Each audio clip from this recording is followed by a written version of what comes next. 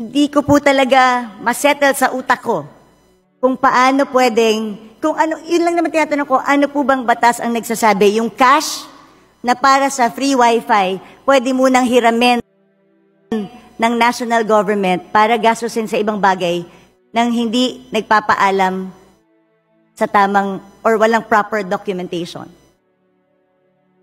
Madam Speaker, una sa lahat, napag-usapan na natin ito at maliwanag naman na at any point in time na kailangan na ng DICT ng additional funds para sa free wifi, they may request. Madam Speaker, maliwanag po yun at katulad din doon Madam sa Speaker, fire trucks. So lahat po yun ay pwede.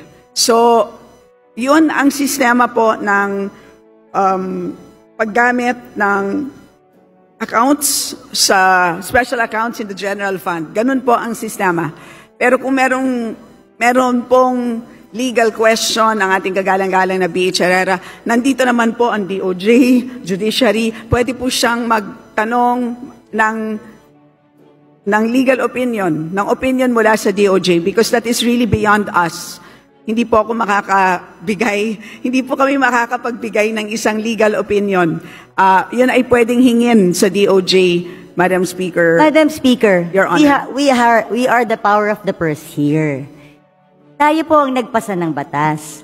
Yung pera na in-earmark natin, mahirap po na ginagamit, tapos pag kailangan na, sasabihin mo, pag kailangan na, nandyan. Paano kung wala? Hindi ba ganun yung mga estafa cases? Hindi ba ganun yung mga pyramiding scams? Na pagka umutang ka ng pera, for such a, di ba, tapos biglang pagkailangan na, hindi mo na makuha. Pwede mo i-demanda yung taong yun. Ang sinasabi mo kasi, at any given time, ang defense mo is at any given time, pwedeng hingin ng free wifi yung budget. Eh, paano kung walang pera ang gobyerno? Sa akin, hindi yung it's readily available. That's not the point. Ang punto dito, pwede bang gamitin para sa ibang bagay ang cash na inalat ng Kongreso para sa isang particular na bagay? Hindi po excuse yung sasabihin natin, available naman pag gusto ng ahensya eh. Anong difference nito dun sa DAP? Well, ang tawag po dito, Madam Speaker, ang tawag po dito ay cash management by the national government, and this is under Executive Order number 449. Yan po ang mandato ng ating National Treasury. So, kung meron pong legal question na gustong pang talakayin ang ating kagalang-galang na B.H. Herrera, ay pwede naman niyang itanong sa Supreme Court kung gusto niyang talakayin pa ito. But as far as we are concerned, at any point in time na hihingin ng ahensya ang earmarked revenues na yan, dahil maliwanag po, mas maliwanag pa sa alas 8 ng umaga ang balanse nila, ay demandable po yan. Madam Speaker, hingi nga po maliwanag sa tirik ng araw yung balanse. Alam mo yun. Hindi maliwanag kung magkano ang balanse ng mga earmarked revenues dahil natatraffic sa Bureau of Treasury. You and I both know that. Natatraffic ang kanilang balanse sa Bureau of Treasury because nagagamit ang pera tapos naghihintay ngayon ng balancing or reconciliation. Madam Speaker, this is not a legal question, it is also a management of cash question. Dahil at the end of the day, nangungutang nga tayo dahil kulang yung pera natin eh. So paano kung biglang may magandang programa ang isang departamento? Can we assure them that there's cash? So bigla tayong we earmark this certain, ini-earmark natin ito sa bawat use niya. Kasi gusto nating i-make sure that the money is there at lagi siyang pwedeng gamitin. Tandaan natin, if yung humihiram ng pera ang may control kung anong ibibigay niya, then magdadamot ako ngayon sa pagbibigay kasi ginagamit ko eh. So they have the control eh. If you have the control, diba? Kunwari ikaw ang may control ng pera, kung ano ang pwede mong gamitin at hindi. Tapos may humihinging ahensya sa'yo. Kung ginagamit mo yung pera, hindi ka magiging generous sa ahensya ibigay kahit mayroon silang tamang programa. Kasi you're making use of the cash available. Maganda lahat yan, Madam Speaker. But again, ang end balance halimbawa as of June 30, 728.785 billion pesos. So malaking amount of funds. Isipin na lang po natin kung lahat po ito ay binagsak natin ngayon, lahat sa mga ahensya, sa totoo lang po, mabibilaukan silang lahat. Hindi nila kayang ma-absorb lahat ito. So may ganun din na problema. So that is actually part of the mandate of our National Treasury, part of the mandate of the DBM. Kailangan nilang i-manage yan. So they cannot just flood all of these agencies with cash.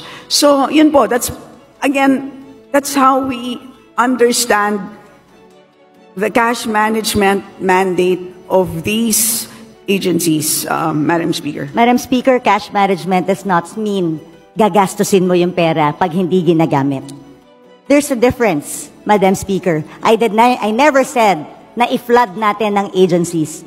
I'm just simply saying you cannot use the money that's particularly earmarked for a certain project na sinaad natin sa batas. Pero again, I did not say na i-flood natin sila. But I'm saying, tama po ba na ginagamit natin yung pera na sinet aside ng isang batas na hindi pwedeng gamitin? Malinaw po ang batas. Bawat section, andito po yan, makapal po yan eh. Ilan ang earmarked revenues natin? Nakaspecify doon, nandun lang siya pwedeng gamitin. So very again, specific. Alam ko po yung sinasabi niyong one fund concept. Do you know the history of one fund concept when it started, Madam Speaker, Madam Sponsor? what is the question?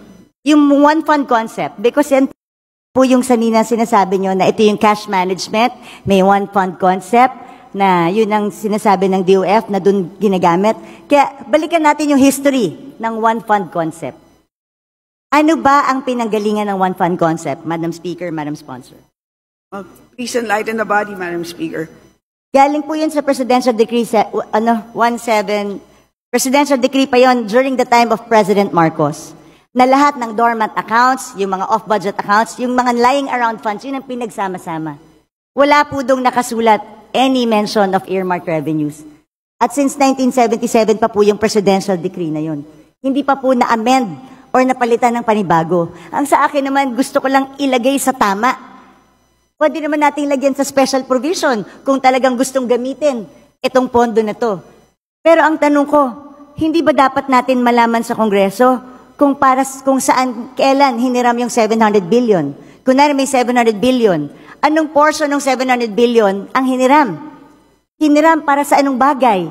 Tama ba na walang report sa atin na hiniram yung perang to?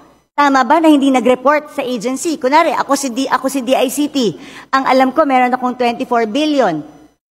Tama ba na hindi magpapaalam sa kanila? Pwede bang hiramin namin ang cash na ito para magamit namin sa ibang bagay?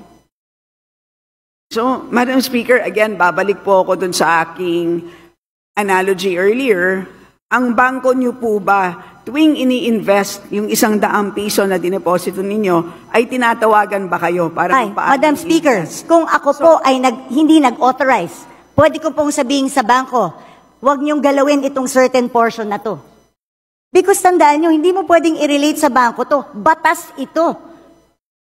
May blanket kang pinirmahan sa bangko. Nung nagdeposito ka, alam mo na pwede niyong gamitin para invest. That's part of the contract you paid for when you opened the account. Pero ito, batas ito na pinasa natin na earmark ang certain fund for a certain thing.